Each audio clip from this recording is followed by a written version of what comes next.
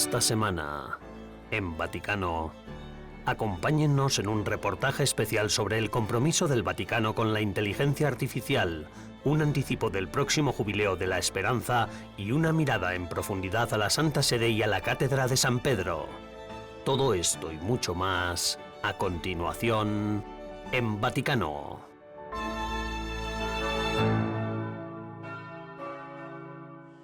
En tu aiuto, Signore Dio nostro. El Papa Francisco ha celebrado este pasado domingo 17 de noviembre la 8ª Jornada Mundial de los Pobres. El tema de este año ha sido «La oración de los pobres se eleva hasta Dios». Este tema proviene del libro del Eclesiástico. El Papa Francisco cree que esta escritura no es muy conocida y que merece más atención por la riqueza y profundidad de sus contenidos. En el mensaje enviado con motivo de la Jornada Mundial de los Pobres, el Santo Padre recordó que los pobres ocupan un lugar privilegiado en el corazón de Dios. Anima a todos a aprender a rezar por ellos y a unirse a ellos en la oración, acercándonos con más humildad y confianza. El Papa Francisco también criticó las políticas que promueven la guerra y destacó el ejemplo de la Madre Teresa de Calcuta, que dedicó su vida a ayudar a los pobres. Ella misma se describió como una simple hermana pobre que reza. La celebración de esta fiesta en Roma prevé varios gestos cargados de solidaridad, como una comida compartida para unos 1.300 invitados, muchos de ellos procedentes de la calle, en el aula Pablo VI. Así se pretende subrayar la importancia de los actos de caridad reales y concretos. El Vaticano también ha organizado un concierto especial en beneficio y también dirigido a los pobres, con la dirección y música del mundialmente famoso compositor Hans Zimmer, que tendrá lugar el 7 de diciembre.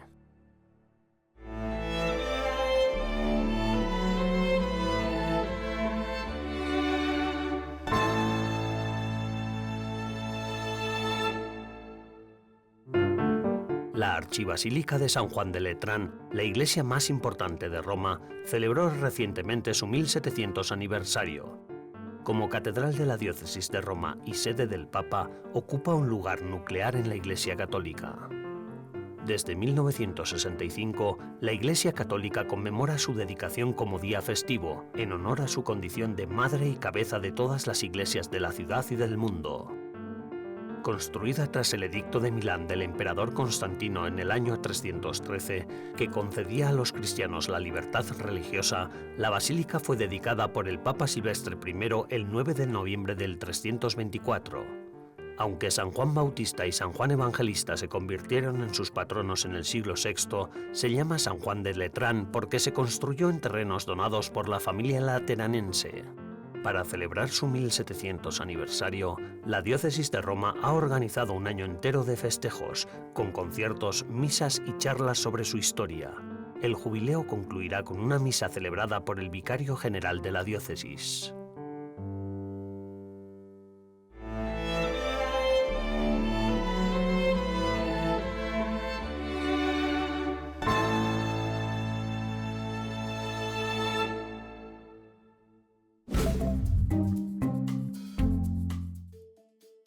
Hola y bienvenidos a Vaticano Update de esta semana, con noticias más importantes del Santo Padre y del Vaticano. Las campanadas de la Catedral de Notre Dame en París han sonado por primera vez desde el devastador incendio que dañó su aguja y su techo en el abril de 2019. Este acontecimiento llega justo un mes antes de la reapertura prevista de la catedral para el 8 de diciembre. En un mensaje dirigido a los obispos franceses, el Papa Francisco calificó la reapertura como una señal poderosa y profética del Señor. Para conmemorar el 150 aniversario de la llegada de la imagen de Nuestra Señora del Rosario a Pompeya, el 13 de noviembre, el Papa Francisco invitó a los católicos a reflexionar sobre la vida de Cristo a través de la mirada de María, durante el año jubilar de la Esperanza en 2025. Es providencial que el jubileo de Nuestra Señora de Pompeya coincida con el próximo año jubilar, enfocado en Jesús, nuestra esperanza, escribió el Papa en un mensaje al arzobispo Tommaso Caputo. El Papa Francisco anunció que San Isaac de Nínive, un obispo asirio del siglo VII, honrado en diversas tradiciones cristianas, será añadido al martirologio romano. El anuncio se dio durante una reunión el 9 de noviembre en el Vaticano con Mar Agua III, católicos patriarca de la Iglesia Siria de Oriente, marcando 30 años de la Declaración Cristológica Común que puso fin a una disputa de 1500 años y 40 años desde el primer encuentro entre un papa y un patriarca sirio. Los líderes católicos en Singapur han pedido oraciones después de que un sacerdote fuera apuñalado durante la misa, el padre Christopher Lee, párroco de la iglesia de San José en Bukit Timah. Fue atacado por un hombre armado con un cuchillo durante la misa vespertina del pasado sábado 9 de noviembre. El Papa Francisco visitó Singapur en septiembre como parte de un viaje apostólico por el sudoeste asiático. La archidiócesis de Singapur atiende a una comunidad católica de 395.000 personas. Chiara Porro, embajadora de Australia ante la Santa Sede desde septiembre de 2020, ha anunciado su partida. Nacida en Milán, Porro dejó Italia a los 3 años y previamente sirvió en India. Aún no se ha anunciado la fecha de su partida ni su sucesor. Gracias por ver Vaticano Update de esta semana. Daniel Ibáñez para EWTN Vaticano.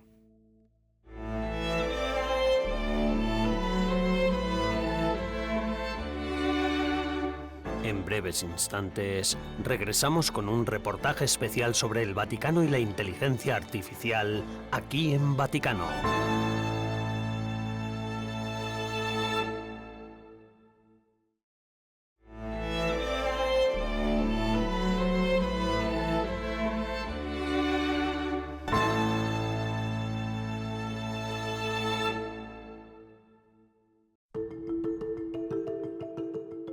La inteligencia artificial es una tecnología emergente, está cambiando casi semana a semana y las empresas relacionadas con los medios de comunicación están, también nosotros, buscando la mejor manera de aprovechar esta tecnología. Cuando hablamos del discurso tecnológico, de las nuevas tecnologías, ¿qué tiene que ofrecer la Iglesia al respecto? Creo que la Iglesia tiene sus perspectivas sobre la ética, la moral y demás cosas por el estilo. Se basa en algo que es real y verdadero. Y eso es lo fundamental de cualquier buen discurso sobre tecnología.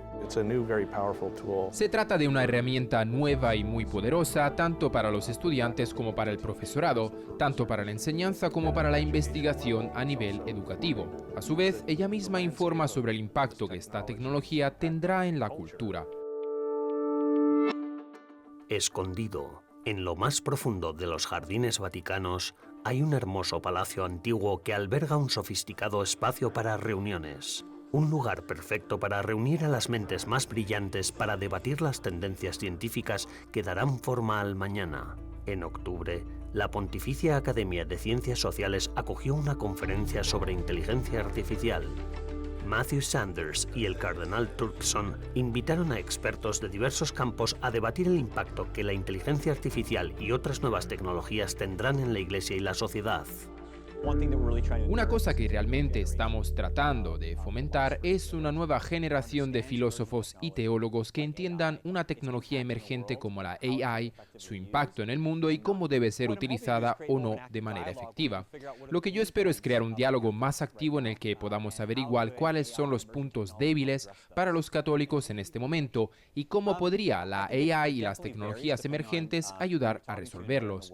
Creo que la Santa Sede en particular se ha rodeado de magníficos asesores en inteligencia artificial. Se debatieron muchos temas, pero los participantes se centraron principalmente en los 3 que más frecuentemente surgieron durante los debates: comunicación, educación, evangelización. La inteligencia artificial cambiará nuestra forma de comunicarnos e informar al público en general. Como iglesia y como organización informativa tenemos la responsabilidad de ir y compartir las buenas nuevas, de compartir lo que sucede en la iglesia, lo que sucede en la iglesia de todo el mundo, y la AI realmente puede ayudar con eso. Ahora bien, también hay aplicaciones de la AI que podrían no ser positivas.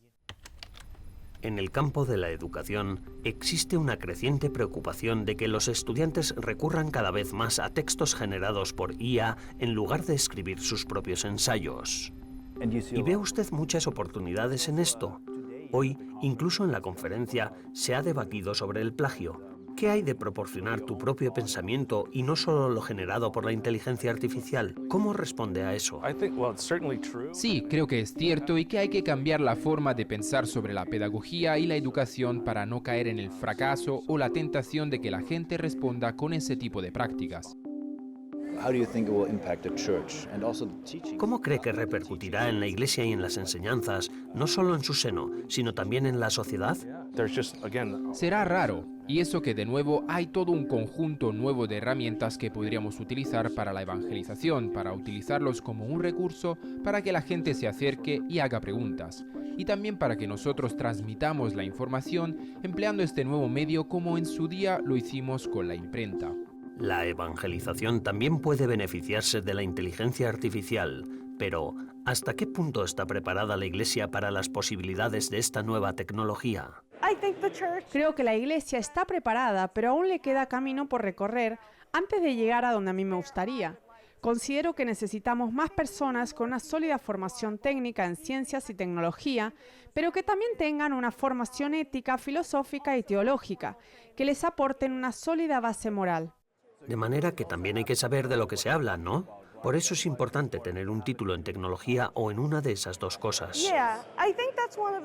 Sí, creo que ese es uno de los retos claves para la Iglesia. Queremos gente a la que veamos como iguales. No siempre es fácil para el padre Michael o cualquiera de los sacerdotes entrar en una habitación y ser visto como alguien más que, ese sacerdote quiere imponer sus ideas.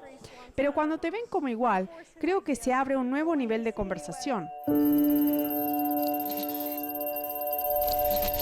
Como decíamos, no solo hay aspectos positivos en esta nueva tecnología. Algunos aspectos de la inteligencia artificial dan que pensar.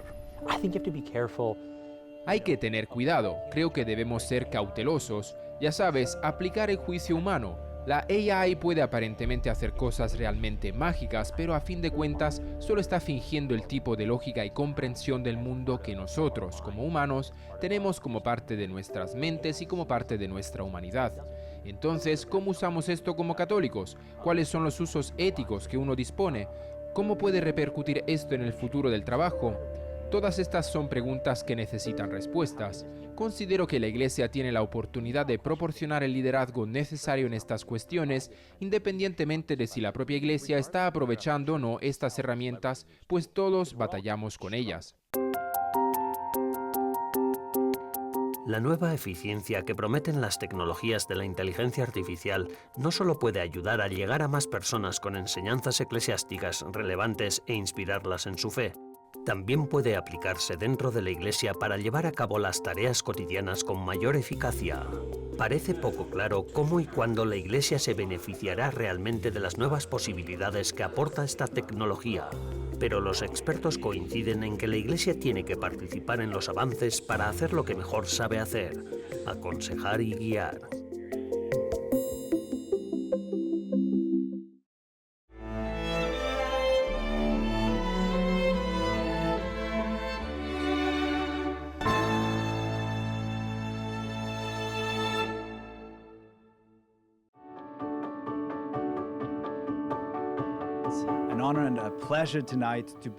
A medida que se acerca el Jubileo de la Esperanza de 2025, la oficina de EWTN Vaticano organizó su noche romana para explorar el rico significado y la imperecedera importancia de los jubileos a lo largo de la historia.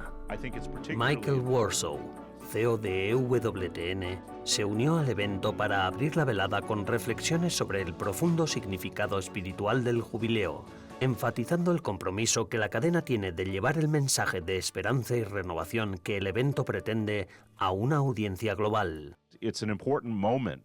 Es un momento importante en la vida de la Iglesia que no se da muy a menudo y que tiene, tal y como yo lo veo, el potencial de traer grandes bendiciones a la Iglesia universal.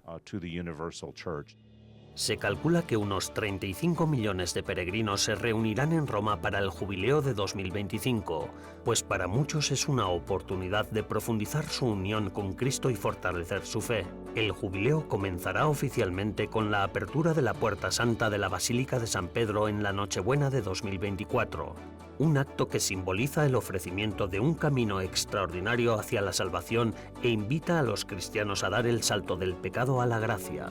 A principios de este año, el Santo Padre pidió que 2024 fuera un año de oración previo al jubileo. Pero más allá de los preparativos espirituales para el jubileo, también se están llevando a cabo diversos trabajos urbanísticos en la ciudad de Roma. Si el jubileo se caracteriza por la apertura de una puerta santa, precisamente porque estamos justo a las puertas, hay mucho trabajo que ya se ha hecho. No tienes más que echar un vistazo alrededor por Roma. Las obras avanzan, la ciudad se prepara junto con nosotros y todos los peregrinos que vendrán aquí para lo que será el gran acontecimiento de ser peregrinos de la esperanza en un acontecimiento lleno de esperanza. Históricamente, los años de jubileo bíblicos incluían la liberación de esclavos y prisioneros, así como el perdón de deudas como manifestaciones de la misericordia de Dios, tal y como se pedía en el libro del Levítico del Antiguo Testamento. El Papa Bonifacio VIII restableció la tradición jubilar en 1300 con un enfoque cristiano en el perdón de los pecados y la liberación del castigo debido al pecado que debe afrontarse en el purgatorio. Los jubileos suelen celebrarse una vez cada 25 años, aunque el Papa puede convocar jubileos extraordinarios aumentando su frecuencia. Anita Cadavid, que trabaja en el Regina Apostolorum y organiza programas de inmersión en Roma para estudiantes universitarios, subrayó que el jubileo es una oportunidad inmejorable para que todos redescubran la misericordia de Dios. En este tiempo de polarización y todo eso, esta es una oportunidad para profundizar en nuestra fe y para compartirla con los demás, no solo debatiendo y teniendo grandes discusiones académicas, sino reuniéndonos y rezando juntos. Creo que para mí eso es lo más importante, puesto que de esa manera abrimos nuestros corazones y nuestras almas a la misericordia de nuestro Señor. Esa es la gran oportunidad del jubileo. Tras abrir la Puerta Santa de la Basílica de San Pedro, el Papa Francisco abrirá también la Puerta Santa de la Basílica de Letrán, Santa María la Mayor y la Basílica de San Pablo Extramuros. Los peregrinos que peregrinen o atraviesen la Puerta Santa de cualquiera de las 4 basílicas papales de Roma podrán recibir la indulgencia plenaria en las condiciones habituales. Desprenderse de todos los pecados, rezar por las intenciones del Papa, confesarse y recibir la Sagrada Eucaristía. Con Roma repleta de turistas durante todo el año, el jubileo representa una oportunidad única para que los visitantes y los alejados de la fe profundicen en su comprensión de la fe católica. A principios de esta semana vi un artículo en un gran diario norteamericano que no voy a nombrar, pero que trataba sobre el jubileo. Decía que el jubileo es una extraña tradición católica en la que los creyentes pueden obtener el perdón de sus pecados, lo cual es, como decíamos, cierto dentro de lo que cabe, pero además creo que es una oportunidad de aprendizaje porque estamos hablando de que se esperan unos 30 millones de peregrinos, ¿verdad? En 2022, el Dicasterio para la Evangelización recibió el encargo de preparar y celebrar el próximo jubileo de 2025. El año jubilar ofrecerá a los fieles la oportunidad de participar en diversos actos jubilares tanto en el Vaticano como en sus propias diócesis. Sin duda, para los peregrinos, los turistas y los ciudadanos romanos será una gran oportunidad para descubrir el mensaje del Evangelio. Será una gran oportunidad para aprender más sobre lo que significa recibir la indulgencia. Creo que gran parte de la atención se dirige a recibir la misericordia porque un jubileo se centra precisamente en eso, en interiorizar verdaderamente el arrepentimiento como un deseo de comenzar una nueva vida. Se puede pensar en la indulgencia como en una especie de nuevo comienzo, parecido a cuando uno se confiesa, pero además con un signo muy poderoso: cruzar la Puerta Santa o visitar un lugar santo, ya sea en Roma o en otros lugares del mundo. Como subrayó el Papa Francisco en el documento papal que anunciaba el próximo jubileo, debemos convertirnos en cantores de esperanza en un mundo marcado por demasiada desesperación. Estamos en un tiempo en el que necesitamos esperanza, necesitamos una luz, necesitamos una buena noticia. Eso es lo que necesitamos, y ese es en cierta medida el pensamiento que hay detrás. Se pretende que cada peregrino interiorice el concepto de estar peregrinando, viniendo a Roma para de nuevo encontrarse con la esperanza que está, en última instancia, en Cristo.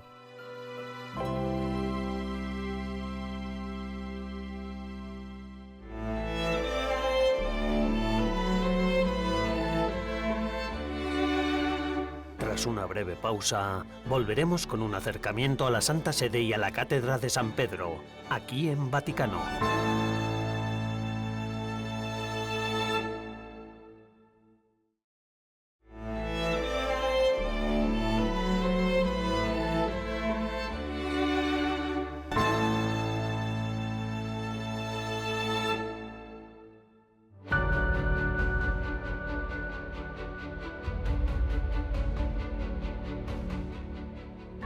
Por primera vez en 150 años, una de las obras de arte más preciadas del Vaticano, la histórica Cátedra de San Pedro, ha sido retirada del monumental relicario de bronce de Bernini y expuesta a la veneración pública. Los orígenes de este trono de madera se remontan al siglo IX. Según la tradición, fue un regalo de Carlos el Calvo al Papa Juan VIII en el año 875, cuando viajó a Roma para ser coronado emperador de los romanos. Los expertos han estudiado a fondo el asiento a lo largo de los años, revelando que sus componentes más antiguos se remontan al siglo VI. Venerado durante siglos, se conoce como la Cátedra Sancti Petri. Para ayudarnos a comprender el significado de esta expresión, hablamos con un sacerdote dominico que ejerce de decano de la Facultad de Teología de la Universidad Pontificia de Santo Tomás de Aquino, el Angelicum de Roma. La cátedra es el lugar donde se sienta el Papa y nuestra fe nos dice que en ese mismo lugar se sentaría San Pedro. Recordemos que el Papa es también el sucesor de Cristo, por lo tanto, sentado en esta cátedra, lo que ante todo queremos ver es nuestro punto de referencia espiritual. Es el lugar donde el que enseña el Papa y en sus palabras desde la perspectiva de buscar la esperanza y conducirnos a la plena libertad. Queremos escuchar una vez más las palabras del mismo Cristo, pero también la enseñanza de la Iglesia que nos habla a través del ministerio de Pedro, el ministerio del Papa. Cada año, el 22 de febrero, se celebra la fiesta de la Cátedra Sancti Petri, la Cátedra de Pedro. Este trono de madera tiene un profundo significado espiritual, pues representa un signo especial del amor de Dios, un símbolo de su deseo de reunir a toda la Iglesia y guiarnos a todos por el camino de la salvación. El asiento de madera de San Pedro es mucho más que un asiento. Es una de las reliquias más preciadas que atesoran el Vaticano y la Iglesia. Es una reliquia porque obtiene su valor de la fe que la gente pone en ella. Sin duda, aunque la tradición no la remonta a los orígenes del papado, está documentada y presente en el Vaticano desde al menos el siglo IX. Ha sido la cátedra de muchos sumos pontífices y como tal posee su propia santidad. Sin embargo, la Cátedra de San Pedro es mucho más que una reliquia. Es un símbolo, un puente que nos lleva a Cristo. Nunca celebramos las reliquias como tales. Toda reliquia nos relaciona con Cristo, al igual que tenemos reliquias de mártires o de santos que nos relacionan con una identificación con Cristo, con una identificación perfecta con Él. No celebramos las reliquias, sino que simplemente adoramos con ellas. Así sucede en el caso de las reliquias de los mártires cuyas vidas se conformaron completamente con Cristo.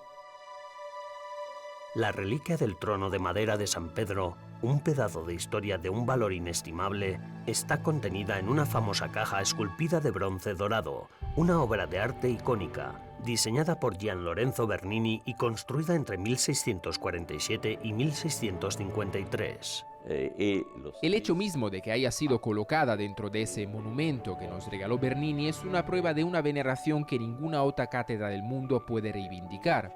Esta veneración se remonta al menos 400, casi 500 años. Cabe suponer que fue utilizada como trono papal hasta el siglo XVII, es decir, hasta el momento en que fue colocada en el monumento de Bernini.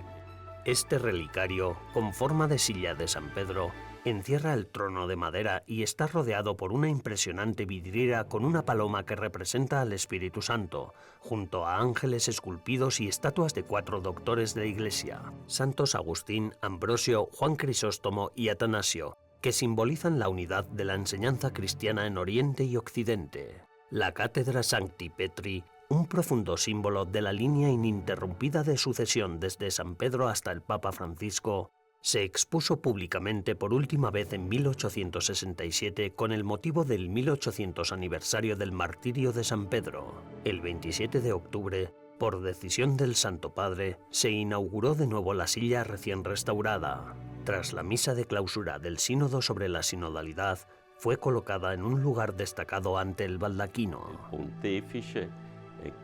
Ha sido el Papa quien lo ha deseado, iniciado y realizado porque se trata sin duda de uno de los símbolos de este próximo año tan particular, un jubileo que pretende restablecer la unidad de una iglesia hoy dividida, con conflictos en Ucrania, en Tierra Santa, entre hermanos. Necesitamos símbolos fuertes y la cátedra es uno de los que se explican y deben convertirse en símbolos de un pueblo en camino. Debemos derribar esas barreras artificiales que dificultan el diálogo, porque si todos empezamos a aislarnos, perderemos ese concepto de comunidad que es fundamental para la vida civil. En 2012, el Papa Benedicto XVI describió la cátedra como el símbolo de la misión especial de Pedro y sus sucesores de pastorear el rebaño de Cristo, manteniéndolo unido en la fe y la caridad. Hoy, los peregrinos y visitantes pueden contemplar esta singular pieza histórica expuesta directamente ante el altar mayor de la Basílica, sobre la tumba de San Pedro, donde permanecerá hasta el 8 de diciembre, solemnidad de la Inmaculada Concepción.